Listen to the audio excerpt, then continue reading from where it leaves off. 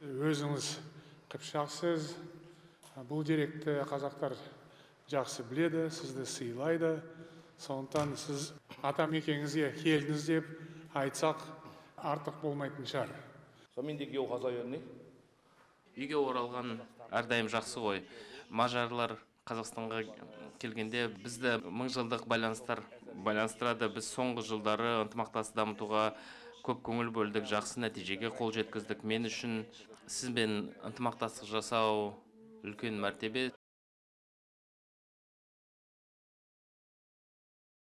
Мажарлар басқа көшпенді халықтар сияқты бір құрама халық. Түрлі рулар, тайпалар бірігіп көшпенді мажар мемлекетін түзген. Енді ол оқиға 9 ғасырда болған. Оған дейін біздің мажарлар үлкен түрк қағанатының батыс тарабын 10 рудан тұрады деп, 10 оқ мемлекет деп аталған. Сол біздің тілімізде 10 оқ, 10 тайпа деген сөз 10 оғур деп айтылады. Сол түрк қағанатының батыс бөлігінде тұрған біздің ата-бабаларымыз кейін білесіздер, тарихтан Қытайлар келіп батыс түрк қағанатын ордасын талқалап кеткен. Қазіргі Қырғызстанның территориясында 8 ғасырда. Сол кезде түрк қағанаты таралып кеткен. Bir кезде Еділ бойындағы тайпалар Қазар империясын құрастырған. Ол Қазар империясы да викингтерге жеңіліп әлсіреп қалған кезде кейбір тайпалар егемендік жолыменен өз алдында мемлекет болып түзген. Ол кезде мажар тайпалар да сол Еділ бойындағы мажар тайпалар мажар мемлекетін, көшпенді мемлекетін құрастыруға ат салысқан. Еділ бойында енді Қазақстанның қазір байырғы жері, Қыпшақтардың байырғы жері деп, ол өте мықты жайлаулары бар. Мал шаруашылыққа өте ыңғайлы жер.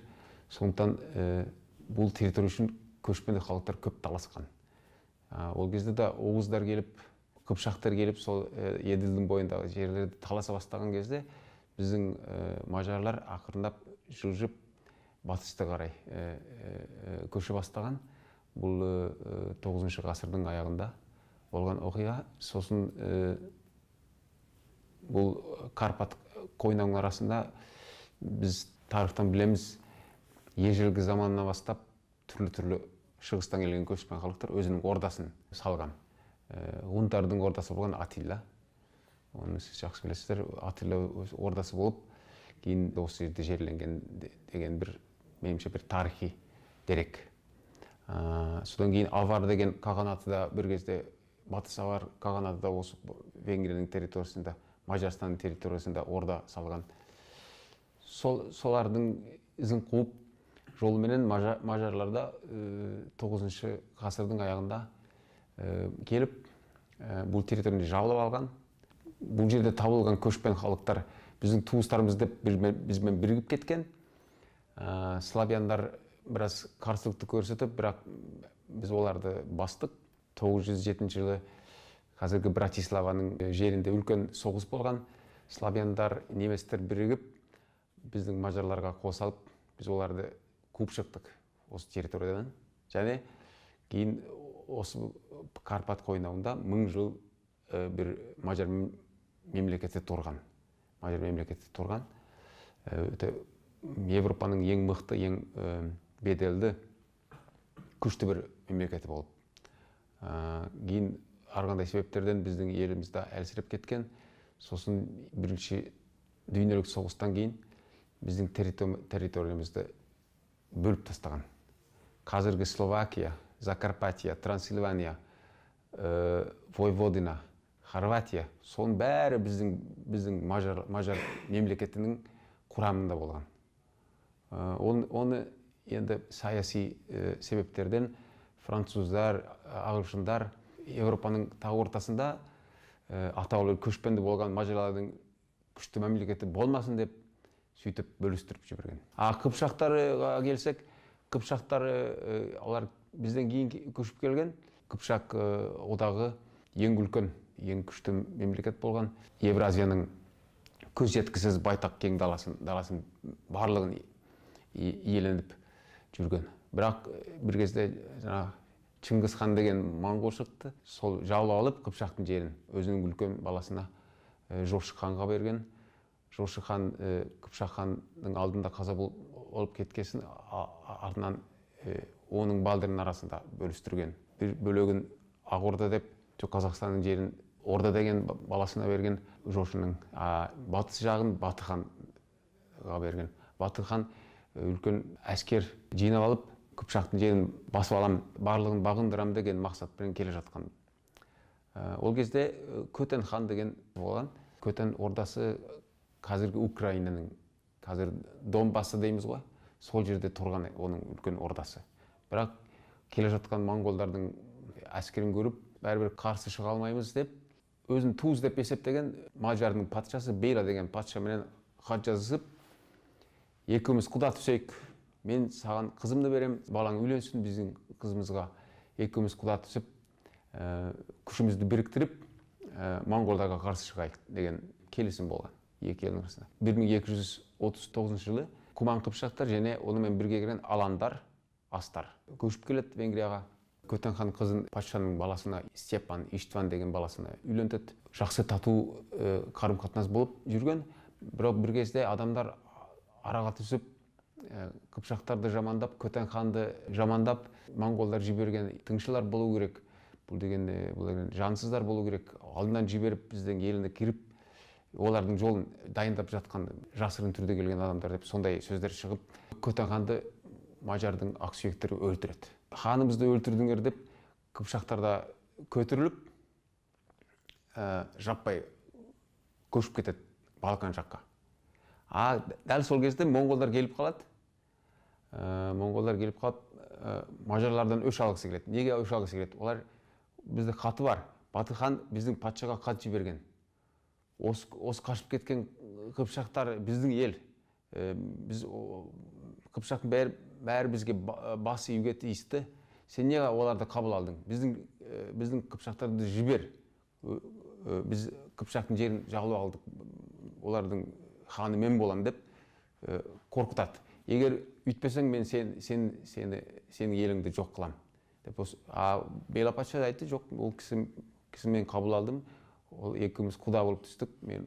Біз қанша әскермен келсең де, біз Мажар менен қыпшақтар, біз бірге боламыз, бірге соғысамыз деп. Бірақ оған дейін шатақ болып қыпшақтар кетіп қалады. Мажардар жалғыз қалады, қатты жеңіліп қалады монголдарға. Содан кейін ғана қап деп өкініп қалады, неге қыпшақтармен екеуміз неге ұрысып кеттік, неге оларды жібердік деп қатты өкінеді. Бірақ енді монголдар көпке дейін жүрмейді. Себебі Өгедей деген үлкен хан Монголия жақтан қайтыс болып, Баты хан жаңы ханды сайлауға кетіп қалады. Сосын Бейла патша қыпшақтарға, Балқанға көшіп кеткен қыпшақтарға хат жібереді. Сендерден кешірім сұраймыз. Бұл деген түсінік болмай, келісім бола алмай, сондай бір қапыдан болып кеткен жағдай. Қайтадан біздің жерге келіп қоныс тепсеңіздер, қайра бір ел болайық. Біз бәрібір құдамыз, менің балам қызыңызды алды, жақында бала туады. Сол бала туады, оны біздің халық бүгінге тең Кун Ласло, Қыпшақтың Владислав деп атайды. Куман Владислав деп айтады екен. Ол Куман Владислав бала кезінен бастап сол көшіп келген нағашылардың арасында өседі. Олар тәрбиелейді. Киіз үйде жатады, көшпендік өмір сүреді, өзі патша болып, енді мықты әскер болсын деп сөйтіп тәрбиелейді. Себебі монголдар қайтып келеді деп біледі мажарлар. Bir gün олар бәрібір қайтып келеді, қайры біздің елді жаулауға тырысады. Қыпшақтар Куман Владислав Ласлоның дәуірінде мажар даласында ауылдарды түзіп отырықтасып қалады. Кейін арасып кетеді, бірақ ол кезде автономия болады. Олар тікелей патшаға ғана бас еді. Басқа мажарлар, мысалы, әрбір мажардың өзінің ақсүйектері бар, билері бар. Қыпшақтар тікелей патшаға ғана бас еді. Ол кезде Куман Владислав, Кун Ласлоның ең мықты әскерлері, атқамінерлері бәрі қыпшақтар болатын. Сосын шынында келеді монголдар бір кезде Телебуға менен Ноғай хан Мажарстанды жаулауымыз деп. Ол нәрсені көп тарихта айтылмайды. Ол кезде қыпшақтар Мажармен бірге соғысып, екі елдің күшін біріктіріп, Ноғай ханды қуып шығады Венгриядан. 1285 жылы. Үлкен жеңіліс табады монғолдар осы Мажарстанның жерінде. Қыпшақтар мен мажарлар бірігіп қуып шығады монғолдарды. Екінші келмейді. Бірақ ол кезде римский папа бұл Мажарстанның бізде ол кезде мажарлар шоқынып қалған. Патшамыз енді христиан патша. А бұл неге Иса пайғамбарға сенбеген қыпшақтардың арасында жүреді деп, оны кінәлап, қыпшақтарды сен зордап шоқындырмасаң, онда сен патшалықтан ажыратамыз деп жүреді римский папа. Сондықтан ол соларды күшпен шоқындыруға мәжбүр болады біздің патшамыз. Соған енді қыпшақтар білесіз, тәуелсіздікті, бостандықты, өзінің ата-бабаларының дінін, тәңіршілікті сүйген халық. Сондықтан олар оңайменен көнген жоқ, ол патшаны өлтіреді. Бізді неге күштейсің, зорлайсың деп. Бірақ артынан бәрібір мажар менен қыпшақтар екеуі бірге тұрып, жүріп, қанша ғасыр бойы араласып жүрген, қыз алысып, сөйтіп. Сосын мағлұматтарды бойынша бара-бара қыпшақтар мажар тілін үйрене бастаған, себебі шешелері мажар болса, мысалы, бәрібір үйде мажарша сөйлеседі. Сондықтан 17-ші ғасырларда әлі қыпшақ тілі бар болатын. Себебі олар Құдайға сыйынғанда, отчанаш бар ғой, орысша.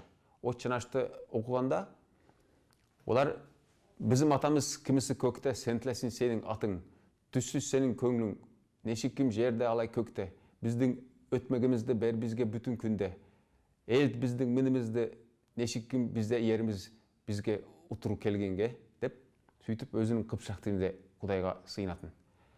Ең енді аңыз бы, же шындық бы, мен айта алмаймын, әйтеуір 18-ші ғасырдың басында бір Вару Иштван деген кісі өткен қыпшақ.